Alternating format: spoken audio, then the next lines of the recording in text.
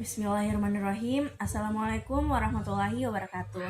Perkenalkan, nama saya Nuri Imharfiyah Mutmainah, NIM F2018-01036. Saya dari kelas B1 Farmasi, Stikes Mandala Waluyo Kendari. Nah, di sini saya akan membawakan materi mata kuliah Biofarmasetika dengan judul Sediaan Parenteral. Nah, di sini perlu kita ketahui sebelumnya apa itu sediaan parenteral. Jadi, sediaan parenteral itu adalah sediaan yang digunakan tanpa melalui mulut atau dapat dikatakan obat dimasukkan ke dalam tubuh selain saluran cerna, atau maksudnya itu langsung ke dalam pembuluh darah sehingga memperoleh efek yang cepat dan langsung sampai kepada sasarannya. Oke, kita masuk pada slide yang pertama, sediaan parenteral.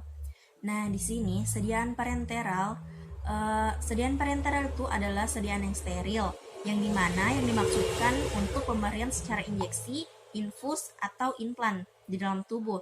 Nah, menurut Farmakope Indonesia edisi 3, injeksi adalah sediaan steril berupa larutan, suspensi, ataupun serbuk yang harus dilarutkan atau disuspensikan terlebih dahulu sebelum digunakan, yang disuntikan dengan cara merobek jaringan ke dalam kulit atau melalui kulit atau selaput lendir. Injeksi dibuat dengan melarutkan, mengemulsikan, atau mensuspensikan sejumlah obat ke dalam sejumlah pelarut, atau dengan mengisikan sejumlah obat ke dalam wadah dosis tunggal atau wadah dosis ganda.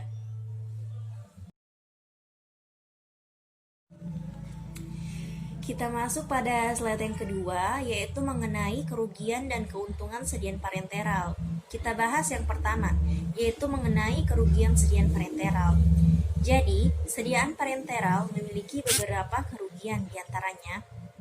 Yang pertama yaitu apabila sudah masuk ke dalam tubuh, susah untuk dikeluarkan, terutama apabila terjadi kasus toksisitas. Oleh karena itu, pemberian sediaan parenteral harus dilakukan oleh personal yang terlatih dan membutuhkan waktu pemberian yang lebih lama. Kemudian, kerugian yang kedua yaitu harganya relatif lebih mahal dikarenakan adanya persyaratan manufaktur dan pengemasan. Kemudian, kerugian yang terakhir yaitu masalah lain dapat timbul pada pemberian obat secara parenteral dan interaksi obat secara parenteral, seperti septisema, infeksi, jamur, inkompatibilitas, dikarenakan campuran sediaan parenteral dan interaksi obat. Nah, kita lanjut pada keuntungan sediaan parenteral. Jadi, sediaan parenteral itu memiliki beberapa keuntungan juga. Nah, diantaranya yaitu yang pertama, memberikan efek yang cepat, dikarenakan dia itu langsung masuk pada sirkulasi darah melalui injeksi. Kemudian, keuntungan yang kedua, dia itu tidak melalui yang namanya first pass effect atau efek lintas pertama, yang dimana first pass effect itu adalah fenomena metabolisme obat yang mana konsentrasi obat berkurang cukup signifikan sebelum mencapai sirkulasi sistemik. Keuntungan yang ketiga yaitu dia itu dapat diberikan apabila penderita dalam keadaan tidak dapat bekerja sama dengan baik. Maksudnya itu biar dia dalam keadaan tidak sadar atau tidak dapat dengan cara pemberian lain. Karena dikarenakan itu sediaan parenteral diberikan secara injeksi, infus ataupun implan sehingga pada saat pasien tidak sadarkan diri tetap bisa diberikan injeksi, infus ataupun implan. Kemudian keuntungan yang keempat yaitu kadar obat di dalam darah yang hasilnya lebih bisa diramalkan karena biofabilitasnya sempurna ataupun bisa dikatakan biofabilitasnya 100%. Nah, keuntungan yang kelima yaitu dapat untuk obat yang rusak atau tidak diabsorpsi karena sistem saluran cerna yang kerusakan obat dalam traktus gastrointestinalis dapat dihindarkan. Contohnya itu seperti insulin.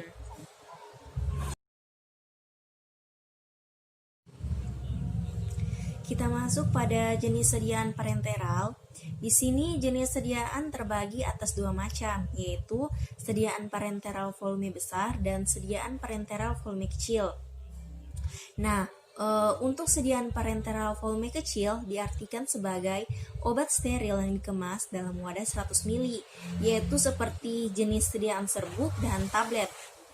Maksudnya tablet susuk, yang dimana Untuk sediaan serbuk itu harus direkontribusi terlebih dahulu sebelumnya, contohnya seperti pada tablet susu tadi. Dan untuk serbuk contohnya itu seperti antibiotik, yaitu ampicillin.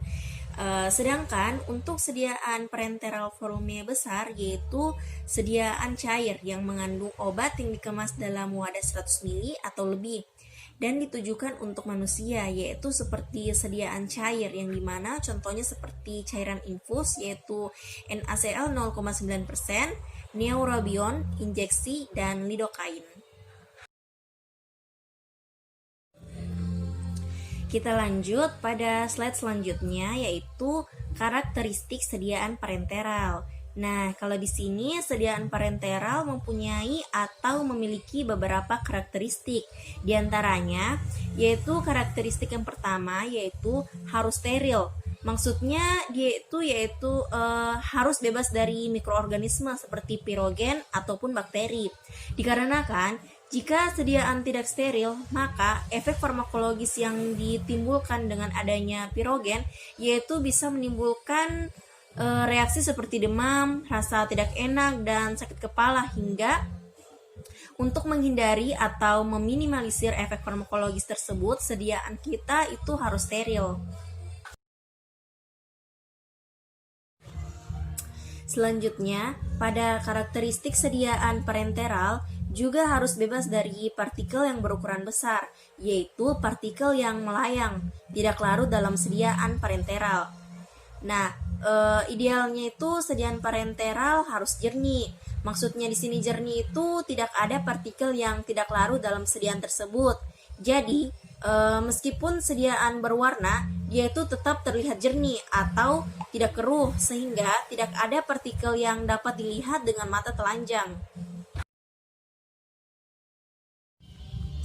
Kita lanjut pada karakteristik sediaan parenteral yang lainnya. Nah, di sini karakteristik sediaan parenteral juga harus bebas dari partikel yang berukuran besar. Perhitungan partikel dilakukan dengan standar USP, di mana perhitungan partikel cairan elektronik dengan sensor pengaburan cahaya.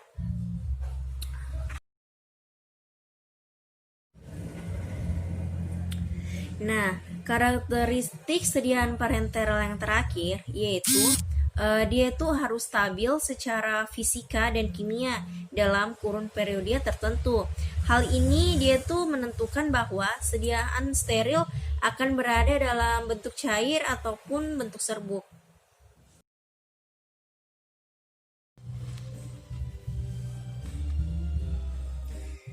Kita masuk pada slide jenis rute. Jenis rute ini terbagi atas 7, yaitu ada intravena, intramuskular, subkutan, intradermal, epidural, intraarterial, dan intrakardiak. Kemudian, yang pertama kita bahas yaitu ada intravena. Nah, intravena ini disuntikan ke dalam pembuluh darah dengan volume relatif lebih besar, volume kecil, kurang dari 5 mili. Dan disuntikan secara isotonis dan isohidris. Nah, sedangkan untuk volume besar atau infus harus isotonis. Intravena ini obatnya langsung masuk ke dalam vena, kemudian onset mula kerjanya itu segera dan biofabilitasnya pun 100%. Intravena di sini itu terbagi atas 2, yaitu ada intravena drip dan juga ada intravena bolus, di mana intravena drip yaitu pemberian obat melalui wadah cairan intravena. Pemberian obat melalui wadah cairan intravena itu merupakan cara memberikan obat dengan menambahkan atau memasukkan obat ke dalam wadah cairan intravena dengan tujuan untuk meminimalkan efek samping dan mempertahankan kadar terapeutik dalam darah. Kemudian, kalau intravena bolus itu adalah pemberian obat dengan cara memasukkan obat ke dalam pembuluh darah vena atau melalui karet selang infus atau menggunakan sploid. Nah, selanjutnya untuk intramuskular dia itu disuntikan ke dalam jaringan otot, umumnya di otot pantat dan paha. Kemudian volume sediaannya yaitu 2 mili. Sediaan intramuskuler itu berupa larutan, suspensi, ataupun emulsi. Jaringan otot mentoleransi minyak dan partikel-partikel yang tersuspensi dengan baik di dalam minyak. Sehingga jaringan otot tersebut merupakan rute yang cocok untuk minyak dan suspensi. Dalam minyak bentuk larutan itu sebaiknya isotonis. Nah, kemudian onset kerjanya bervariasi, yaitu tergantung besar kecilnya partikel. Kemudian pada rute intramuskuler, zat aktif bekerja lambat serta mudah terakumulasi. Pemberian suatu obat ke dalam jaringan otot itu akan menghasilkan produk pengumpulan tempat injeksi. Lalu pada intradermal yaitu disuntikan ke dalam kulit. Umumnya dia diberikan untuk tujuan diagnostik, disentrasi atau kolergi dan imunisasi. Nah, di sini kita masuk pada grafik. Di sini tuh ada grafik konsentrasi plasma setelah pemberian obat dengan dosis sama dengan 3 rute berbeda, yaitu intravena, intramuskular, dan oral.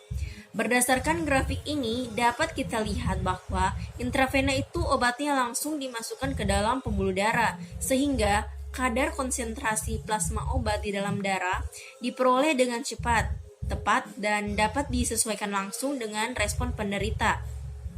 Sehingga dapat dikatakan bahwa rute intravena itu memiliki konsentrasi plasma tercepat atau tertinggi dibandingkan intramuskuler dan oral. Lalu, jika kita lihat pada grafik konsentrasi plasma, intramuskuler itu memanglah tidak secepat intravena. Akan tetapi, secara kuantitatif hasil absorpsi intramuskuler itu baik. Biofabilitasnya mencapai 80% dan pada rute oral memiliki kadar konsentrasi plasma sangat rendah, di mana dia hanya memperoleh biofabilitasnya hanya mencapai 50%.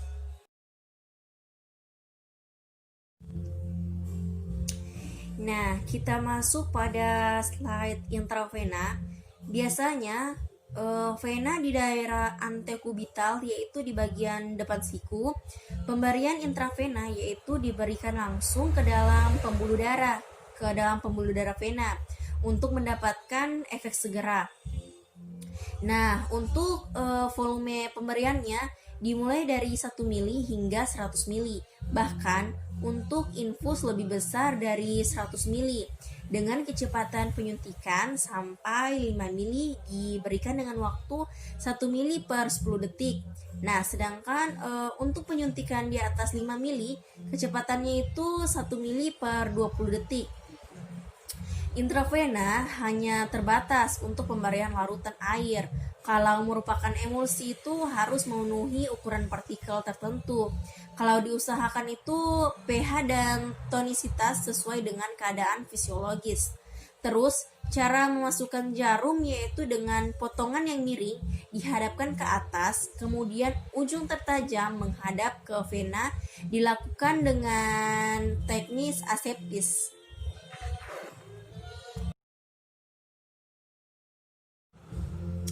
Kita lanjut pada slide intramuskuler. Intramuskuler di sini itu artinya di antara jaringan otot. Cara ini kecepatan absorpsinya terhitung nomor 2 setelah intravena. Kemudian jarum suntiknya itu ditusukkan langsung pada serabut otot yang letaknya di bawah lapisan sukutan. Penyuntikannya itu dapat dilakukan di pinggul dengan bagian atas. Kemudian volume injeksinya itu 1-3 mili dengan batas sampai 10 mili. Biasanya problem klinik yang biasa terjadi yaitu kerusakan otot atau syaraf, terutama apabila ada kesalahan dalam teknik pemberiannya. Di sini yang perlu diperhatikan bagi seorang farmasis yaitu antara lain bentuk sediaan yang bisa diberikan untuk intramuskuler, yaitu bentuk larutan emulsi tipe minyak dan air atau air dalam minyak, suspensi dalam minyak ataupun suspensi baru dan pudar steril.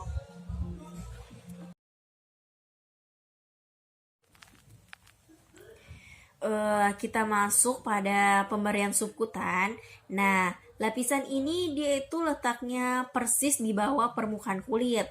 Dia itu lapisan lemak atau lipoid yang dapat digunakan untuk pemberian obat. Antara lain yaitu seperti vaksin, insulin, skopolamin, dan epinefrin ataupun obat lainnya. Injeksi subkutan biasanya diberikan sampai dengan volume 2 mili. Obat yang mengiritasi seperti larutan suspensi kental itu sebaiknya tidak dengan subkutan karena dapat menimbulkan sakit dan lecet. Oke, kita masuk pada slide faktor yang mempengaruhi bioavailabilitas. Di sini faktornya itu ada 3. Ada faktor fisikokimia, ada faktor fisiologi, dan juga ada faktor formulasi.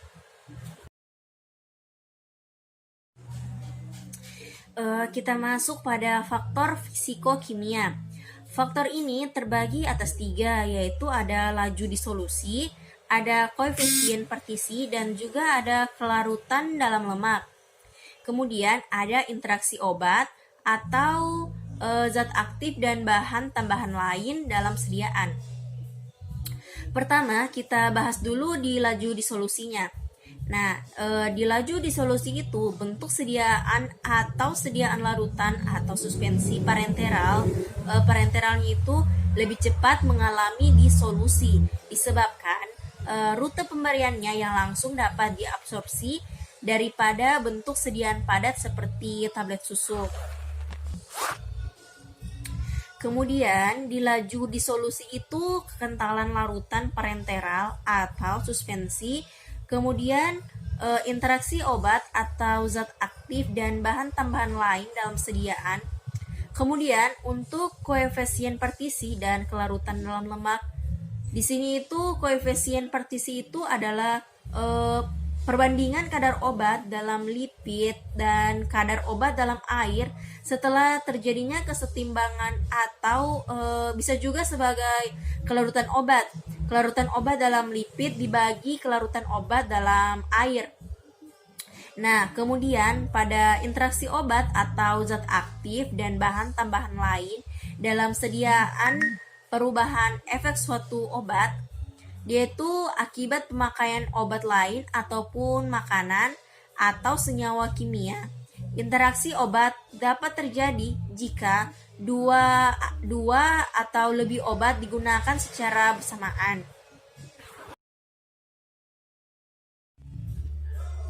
Oke, kita masuk pada slide tabel laju disolusi. Di sini untuk laju disolusi yang memiliki ukuran partikel 150 sampai 250 mikrometer, dia itu memiliki tingkat darah rata-rata yaitu 1,37 mili dan untuk partikel untuk ukuran partikel 105 sampai 150 mikrometer, dia itu tingkat darah rata-ratanya yaitu 1,24 mili. Nah, kalau yang ukuran partikelnya 58 sampai 105 mikrometer, tingkat darah rata-rata yang dimilikinya yaitu 1,54 mili. Dan untuk ukuran partikel yang 35 sampai 38 mikrometer, tingkat darah rata-ratanya 1,64 mili. Kemudian, untuk ukuran partikel kurang dari 35 mikrometer, tingkat darah rata-rata yang dimilikinya yaitu 2,40 mili. Dan yang terakhir, untuk ukuran partikel 1 sampai 2 mikrometer, memiliki tingkat darah rata-ratanya yaitu 2,14 mili.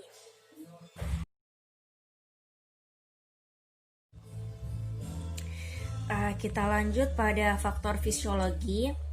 Laju absorpsi zat aktif tergantung pada 4 faktor fisiologinya. Faktor yang pertama yaitu ada permeabilitas aliran darah, kepadatan jaringan di tempat penyuntikan, dan laju pelepasan zat aktif dari sediaan. Kemudian, yang kedua itu ada pengaruh obat, suatu obat yang dapat mempengaruhi obat lain, atau interaksi obat. Contohnya obat itu seperti vasodilator atau metaholin. Nah, dia itu dapat meningkatkan penyerapan obat lain jika diberikan bersamaan. Kemudian ada gerakan. Nah, gerakan ini disebabkan oleh peningkatan aliran darah. Kemudian ada tempat injeksi. Nah, tempat injeksi ini tuh kadar lidokain dalam plasma setelah pemberian intramuskular di otot lengan lebih tinggi dibandingkan diberi pada otot kaki.